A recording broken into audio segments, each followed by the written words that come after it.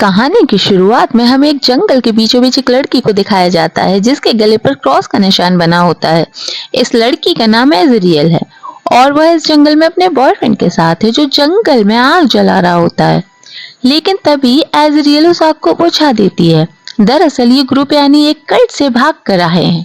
पहले एजरियल उस ग्रुप का एक हिस्सा हुआ करती थी, लेकिन अब इन्होंने उसे कल्ट को छोड़ दिया है। असल में अब दुनिया में बहुत ही कम इंसान बचे हुए हैं। क्रिश्चियनिटी के हिसाब से इस दुनिया में एक रैप्चर नाम का इवेंट होना था जिसमें गॉड हर एक इंसान को बादलों के ऊपर बुलाएंगे और जो इंसान लायक होगा उसे वहां से हेवन भेज दिया जाएगा और जो लायक नहीं होगा उसे वापस अर्थ पर भेज दिया जाएगा। और वो रैप्चर इवेंट आज से कई सालों पहले हो चुका है। अर्थ पर जितने भी लोग हैं वो वहाँ किसी से बात नहीं करते क्योंकि लोगों का मानना है कि बात करना एक तरह का पाप है। इसलिए इंसानों के गले में वॉइस बॉक्स निकाल दिया गया है। एजरियल के गले में जो क्रॉस का निशान है सर्जरी का निशान है जिसे उसके गले में अब वॉइस बॉक्स निकाला गया है। लेकिन अब एजरियल ने उस कल्ट के उस ग्रुप को छोड़ दिया है और वो अपने बॉयफ्रेंड के साथ वहां से भाग गई है। हालांकि अब उसे जंगल में आग बुझा दी है, लेकिन वो बहुत ज्यादा डरी हुई है कि कहीं कल्ट के लोग इन तक ना पहुंच जाएं। उसका बॉयफ्रेंड कहता है कि तुम चिंता मत करो, हम यहाँ पूरी तरह सुरक्षित हैं। एजरियल अपने बॉयफ्रेंड को एक ब्रेसलेट पहनाती है और तभी अचानक इन्हें विस्लिंग की आवाज सुनाई देती है जो सुनकर ये दोनों डर जाते हैं क्योंकि कल्ट के मेंबर आपस में इसी तरह से बात करते थे। ये दोनों समझ गए थे कि कल्ट के लोगों ने इन्हें ढूंढ लिया है। इससे पहले कि यहाँ से निकल पाते कल्ट के मेंबर इन दोनों को पकड़ लेते हैं, जिसके बाद इन दोनों को अलग अलग गाड़ियों में बिठाया जाता है और कुछ ही देर बाद ये दोनों गाड़ियां अलग अलग रास्तों पर चल पड़ती हैं और अब एजरियल को एक खास जगह पर लाया जाता है जहां मेंबर्स के साथ कल्ट की लीडर भी मौजूद होती है। दरअसल ये एजरियल को मारना चाहते हैं। एजरियल को अब एक चेयर पर बिठाया जाता है। कल्ट की जो लीडर होती है वो एजरियल के पांव पर एक कट लगाती है जहां से उसका खून निकलने लगता है। बाकी जितने भी मेंबर्स होते हैं वो ऊपर चले जाते हैं और वो गहरी गहरी सांसें ले रहे होते हैं जो एक तरह का रिचुअल है। रिचुअल्स में खो जाते हैं, लेकिन एक लड़का इनके साथ होता है जो इवेंट में इस तरह पहली बार मर्तबा आया होता है, इसलिए वो बड़े ही ध्यान से एजरियल को देख रहा होता है। अब हमें यहाँ पर कुछ क्रिएचर्स को दिखाया जाता है जिनके लिए एजरियल को वहां पर चेयर से बांधा गया था।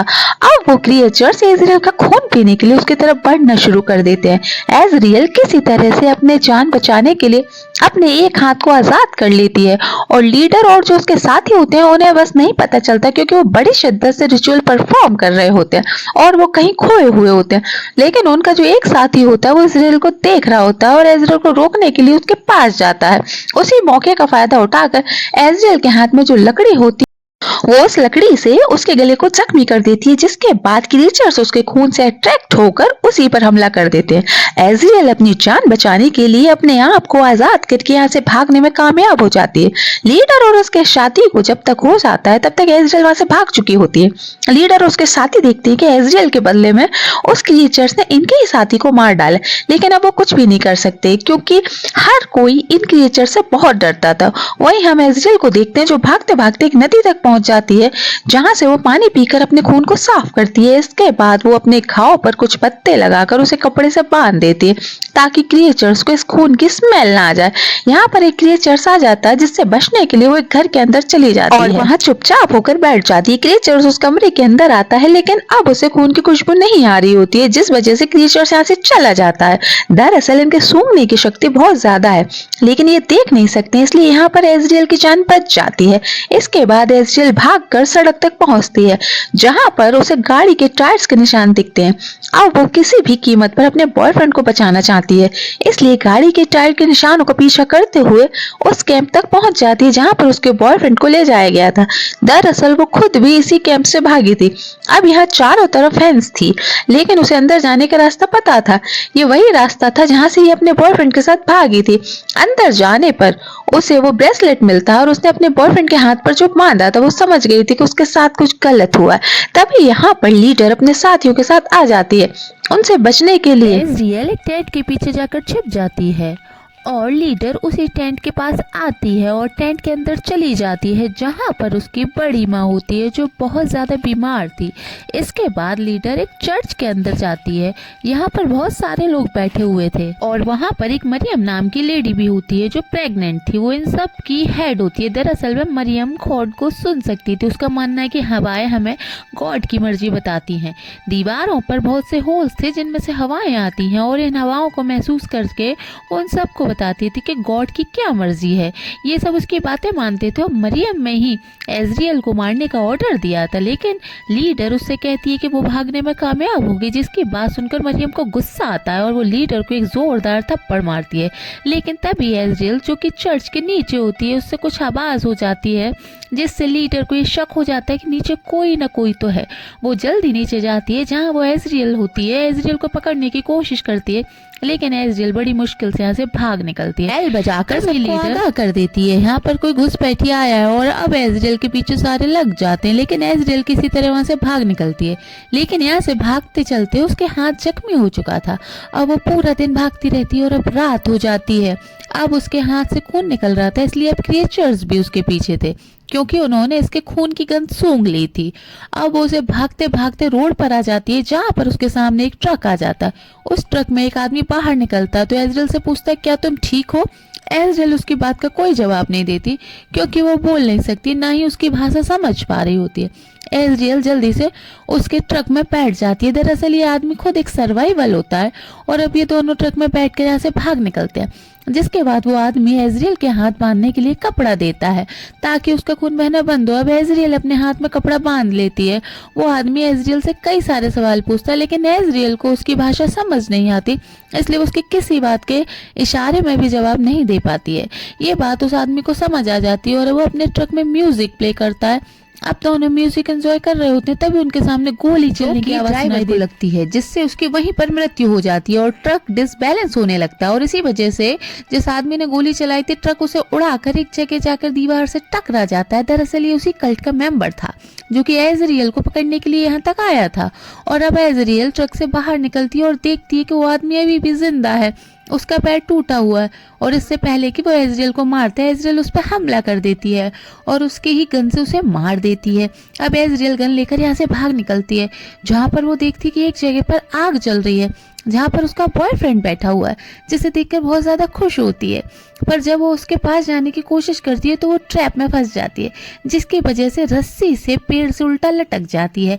कल्ट मेंबर्स उसे पकड़ने के लिए जाल बिछाया था और अब वो उस रस्सी को उतारने की कोशिश करती है जिसकी वजह से उसके हाथ से खून निकलने लगता है और वो उसी खून की स्मेल से क्रिएचर यहाँ आ जाते हैं जो कि कल्ट मेंबर को मार डालते हैं। जिससे यहाँ पर ट्रैप बिछाया था लेकिन वो एजरियल को नहीं देख पाते हैं क्योंकि एजरियल पेड़ के ऊपर चढ़ गई थी। उसका बॉयफ्रेंड अभी भी नीचे था। इससे पहले कि वो नीचे आ पाती है एक क्रिएचर उसके बॉयफ्रेंड को अपने साथ लेकर चला जाता है और एक क्रिएचर्स को अभी भी उसके खून की स्मेल आ रही होती है जिसकी वजह से वो पेड़ के ऊपर चढ़ना शुरू कर देता है। एजरियल बड़ी चालाकी उसके गले में रस्सी बांधकर उसे मार डालती है।